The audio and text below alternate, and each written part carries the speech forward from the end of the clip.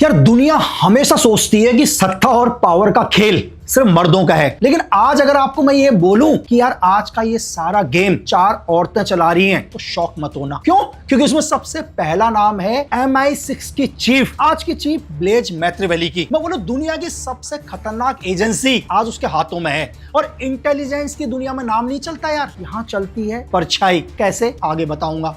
दूसरा नाम Chrystia Freeland, Ukraine की एडवाइजर, बिल्कुल युद्ध के हालत में यूक्रेन की एडवाइजर, लेकिन असल में ये सलाह नहीं दिशा तय करती हैं यार। पहले कनाडा की डिप्टी PM रह चुकी हैं, इस पर भी बात करेंगे। और तीसरा नाम तो आज सुर्खियों में सुन रहे हैं, काजा कालास। बिल्कुल यार, यूनाइटेड यूनियन की सुरक्षा नीतियों में सबसे तेज आवाज है आज की, और आजकल लगातार भारत के ऊपर नजरें बनाई हुई हैं और ये तय करती हैं कि दुश्मन कौन है। तय ही नहीं करती, सीधे ऑर्डर्स भी देती हैं। और चौथा नाम Ursula von der Leyen, Europe की सबसे ताकतवर कुर्सी पर बैठी हुई, जहां ये फैसला करती हैं, भविष्य तय करती हैं कि यूरोप के साथ कौन बिजनेस करेगा, डिफेंस डील कैसे होगी, कौन पावर में आएगा और किसको डाउन करना है।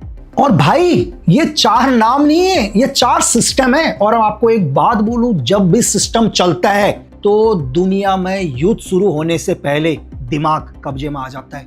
और मैं हमेशा आपसे एक बात बोलता हूं कि स्पाई की दुनिया में हथियार बंदूक खतरनाक नहीं है, सोच खतरनाक है। क्योंकि आपकी सोच आपको दुनिया में सबसे पावरफुल बना सकती है या आपको हमेशा के लिए अंधकार में ढकेल सकती है। यार मैंने इन 4 पावरफुल औरतों का नाम क्यों लिया, आपको पूरी कहानी समझ में आएगी। ये कहानी नहीं है, ये हकीकत है। आपको समझ में आएगा कि आज पूरी दुनिया में जो वॉर चल रहा है, चाहे वो रशिया यूक्रेन का वॉर हो, ईरान और अमेरिका का वॉर हो, अमेरिका चाइना का हो, चाइना और ताइवान का हो, कहीं ना कहीं आपको ये 4 कनेक्शन एक दूसरे से जुड़े हुए मिलेंगे यार। और उससे पहले हम आते हैं भारत के ऊपर। आप अभी देख रहे हैं कि भारत में लगातार विदेशी दौरे हो रहे हैं और होने चाहिए, क्योंकि हिंदुस्तान को भी मजबूत बनना है यार। 12-13 जनवरी को आपको पता है कि जर्मन के चांसलर फ्रेडरिक मर्ज हिंदुस्तान आए और हिंदुस्तान से उन्होंने डिफेंस डील पर बात करी कि हम डिफेंस डील करेंगे।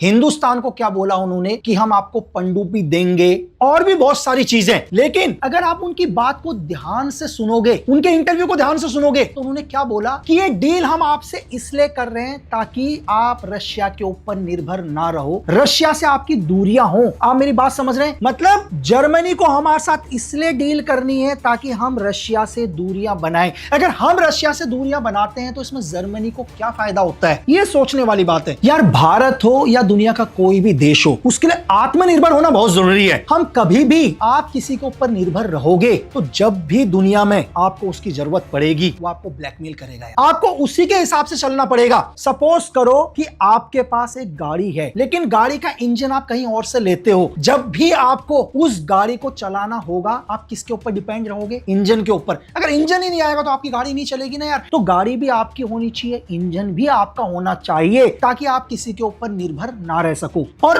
भारत को हमेशा डिफेंस सेक्टर पर यार आत्मनिर्भर होना कितना जरूरी है, मैं आपको थोड़ा सा समझाने की कोशिश करता हूं। आप सबको पता है 99F404 इंजन की आपूर्ति की पहली डील कब हुई थी यार? 17 अगस्त 2021 को हमने डील करी थी अमेरिका के साथ कि हमारे को क्या होगा, MK1 विमान के लिए, जो हमारे मतलब तेजस जो हमारा विमान है, उसके लिए हमारे को इंजन की जरूरत थी। और आपको पता है कि 2021 से अमेरिका लगातार हमें कह रहा था कि हम इंजन देंगे, इंजन देंगे, इंजन देंगे। हम सिर्फ इंतजार कर रहे थे अपने तेजस के लिए। और आपको पता है अभी जब ऑपरेशन सिंदूर हुआ, हमें इंजन की जरूरत थी, लेकिन हम किसके ऊपर निर्भर थे? हम तो अमेरिका के ऊपर निर्भर थे ना यार। जब अमेरिका हमें इंजन ही नहीं देगा तो हमारा विमान पूरा कैसे कंप्लीट होगा? तो इसलिए आत्मनिर्भर होना बहुत जरूरी है।